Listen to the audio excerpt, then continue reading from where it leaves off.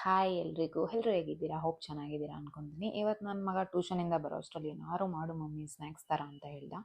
ಅದಕ್ಕೆ ಪಟ್ ಅಂತ ತಲೆಗೆ ಬಂದಿದ್ದು ಪೀನಟ್ ಚಿಕ್ಕಿ. ಸೊ ಅದಕ್ಕೆ ಪೀನಟ್ ಚಿಕ್ಕಿ ಮಾಡೋಣ ಅಂದ್ಬಿಟ್ಟು ಇವತ್ತು ಎಲ್ಲ ಪ್ಲ್ಯಾನ್ ಮಾಡ್ಕೊಂಡಿದ್ದೀನಿ. ಸೊ ಇದಕ್ಕೆ ಬೇಕಾಗಿರೋದು 1 ಕಪ್ ಕಡಲೆಬೀಜ, 1 ಕಪ್ ಬೆಲ್ಲ, ಸ್ವಲ್ಪ ತುಪ್ಪ ಅಷ್ಟೇ. ಸೊ ಫಸ್ಟಿಗೆ ಏನು ಮಾಡ್ಕೊತೀರಾ ಅಂದರೆ ಒಂದು ಪ್ಯಾನ್ ತೊಗೊಂಡು ಅದಕ್ಕೆ ಕಡಲೆಬೀಜ ಹಾಕ್ಕೊಳ್ಳಿ. ಕಡಲೆಬೀಜ ಹಾಕ್ಕೊಂಡು ಚೆನ್ನಾಗಿ ಹುರ್ಕೊಳ್ಳಿ. ಇದು ನನ್ನ ಸ್ಟೈಲಲ್ಲಿ ತೋರಿಸ್ತಾ ಇರೋವಂಥ ಚಿಕ್ಕಿ. ನೀವು ಹೇಗೆ ಮಾಡ್ತೀರೋ ಗೊತ್ತಿಲ್ಲ, ಬಟ್ ಇದು ಸೂಪರ್ ಸಿಂಪಲ್ ಆ್ಯಂಡ್ ಹೆಲ್ದಿ ಕೂಡ. ಸೊ ಕಡಲೆಬೀಜನ ಚೆನ್ನಾಗಿ ಹುರ್ಕೊಳ್ಳಿ. ಸ್ವಲ್ಪ ಬ್ಲ್ಯಾಕ್ ಥರ ಅನಿಸುತ್ತೆ. ಸೊ ಅಷ್ಟು ಫ್ರೈ ಆಗಿದ ತಕ್ಷಣ ಇಳಿಸ್ಕೊಂಬಿಡಿ. ಇಳಿಸ್ಕೊಂಡು ಈ ಥರ ಕೈಯಲ್ಲಿ ಸಿಪ್ಪೆನ ಬಿಡಿಸ್ಕೊಳ್ಳಿ. ಸ್ವಲ್ಪ ಬಿಸಿ ಇರುತ್ತೆ, ಬಿಸಿ ಇದ್ದಾಗೆ ಬಿಡಿಸ್ಕೊಳ್ಳೋಕೆ ಈಸಿ ಇರುತ್ತೆ. ಹಾಗೆ ಕೈಯಲ್ಲಿ 2 ಕೈ ಉಜ್ಜಿದ್ರೆ ಇನ್ನೂ ಈಸಿಯಾಗಿ ಬರುತ್ತೆ. ನಿಮಗೆ ಬೇಕಿದ್ದರೆ ಇದು ಚಪಾತಿದು ತೀಡೋ ಇರುತ್ತಲ್ವ, ಅದನ್ನು ಯೂಸ್ ಮಾಡಿಕೊಂಡು ಈ ಥರ ಮಾಡ್ಬೋದು. ಸೊ ದಟ್ ಅದು ಬ್ರೇಕ್ ಕೂಡ ಆಗುತ್ತೆ ಆ್ಯಂಡ್ ಸಿಪ್ಪೆ ಕೂಡ ಈಸಿಯಾಗಿ ಬರುತ್ತೆ. ಈ ಥರ ಮಾಡ್ಕೊಳ್ಳೋದ್ರಿಂದ ನಿಮಗೆ ಚೆನ್ನಾಗಿ 2 ಪೀಸ್ ಥರ ಬರುತ್ತೆ ಆ್ಯಂಡ್ ಚೆನ್ನಾಗೂ ಸಿಪ್ಪೆ ಎಲ್ಲ ಬಿಡಿಸ್ಕೊಂಬಿಡುತ್ತೆ. ಸೊ ಇದಾದಮೇಲೆ ಪ್ಯಾನ್ಗೆ ಮತ್ತೆ 1 ಕಪ್ ಬೆಲ್ಲ ಹಾಕ್ಕೊಳ್ಳಿ.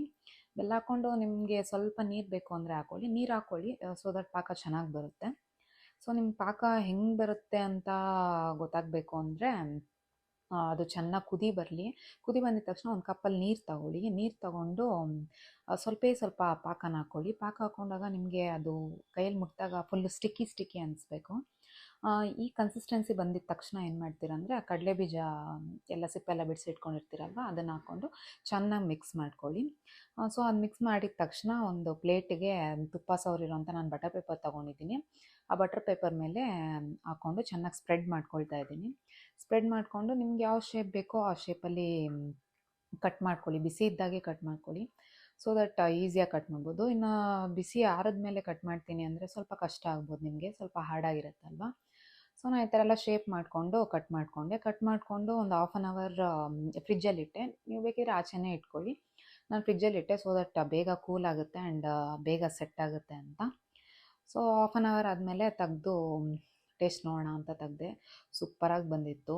ಒಂಚೂರು ಸ್ಟಿಕ್ಕಿ ಆಗಿರಲಿಲ್ಲ ಇದ್ರ ಮೇಲೆ, ಪೇಪರ್ ಮೇಲೆ. ನೀಟಾಗಿ ಕೈಗೆ ಎತ್ಕೊಂಡಿದ್ದ ತಕ್ಷಣ ಬಂತು. ನೀಟಾಗಿ ಪೀಸ್ ಕೂಡ ಆಯಿತು. Super tasty. ನೀವು ಟ್ರೈ ಮಾಡಿ, ಪಕ್ಕಾ ಲೈಕ್ ಮಾಡ್ತೀರಾ.